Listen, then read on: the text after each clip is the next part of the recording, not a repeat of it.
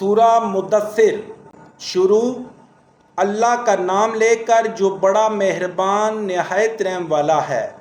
اے محمد صلی اللہ علیہ وآلہ وسلم، جو کپڑا لپیٹے پڑے ہو اٹھو اور ہدایت کرو اور اپنے پروردگار کی بڑائی کرو اور اپنے کپڑوں کو پاک رکھو اور ناپاکی سے دور رہو، اور اس نیت سے احسان نہ کرو کہ اس سے زیادہ کے طالب ہو، اور اپنے پروردگار کے لیے صبر کرو۔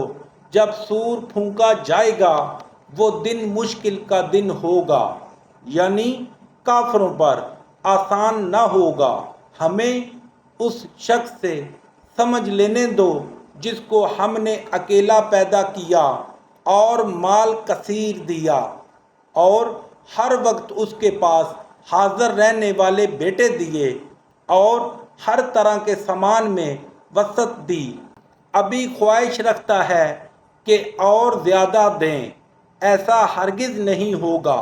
یہ ہماری آیتوں کا دشمن رہا ہے، ہم اسے صعود پر چڑھائیں گے۔ اس نے فکر کیا اور تجاویز کی، پھر یہ مارا جائے۔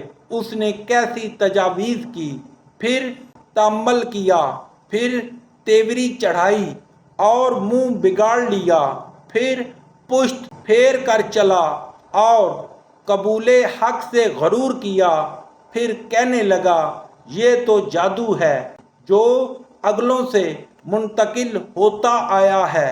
پھر بولا یہ اللہ کا کلام نہیں بلکہ بیشتر کا کلام ہے۔ ہم عنقریب اس کو سقر میں داخل کریں گے۔ اور تم کیا سمجھے کہ سقر کیا ہے؟ وہ آگ ہے کہ نہ باقی رکھے گی اور نہ چھوڑے گی، اور بدن کو جھلس کر سیاہ کر دے گی۔ اس پر 19 دروغہ ہیں، اور ہم نے دوزخ کے دروغہ فرشتے بنائے ہیں، اور ان کا شمار کافروں کی آزمائش کے لیے مقرر کیا ہے، اور اس لیے کہ اہل کتاب یقین کریں اور مومنوں کا ایمان اور زیادہ ہو، اور اہل کتاب اور مومن شک نہ لائیں، اور اس لیے کہ جن لوگوں کے دلوں میں نفاق کا مرض ہے اور جو کافر ہیں کہیں کہ اس مثال کے بیان سے اللہ کا مقصود کیا ہے۔ اسی طرح اللہ جس کو چاہتا ہے گمراہ کرتا ہے اور جس کو چاہتا ہے ہدایت دیتا ہے، اور تمہارے پروردگار کے لشکروں کو اس کے سوا کوئی نہیں جانتا، اور یہ تو بنی آدم کے لیے نصیحت ہے۔ ہاں ہاں، ہمیں چاند کی قسم اور رات کی جب پیٹھ پھیرنے لگے، اور صبح کی جب روشن ہو، کہ وہ آگ ایک بہت بڑی آفت ہے، اور بنی آدم کے لیے موجب خوف جو تم میں سے آگے بڑھنا چاہیں یا پیچھے رہنا چاہیں۔ ہر شخص اپنے اعمال کے بدلے گروی ہے، مگر دائنی طرف والے نیک لوگ کہ وہ بیگائے بہشت میں ہوں گے اور پوچھتے ہوں گے، یعنی آگ میں جلنے والے گناہگاروں سے کہ تم دوزخ میں کیوں پڑے ہو؟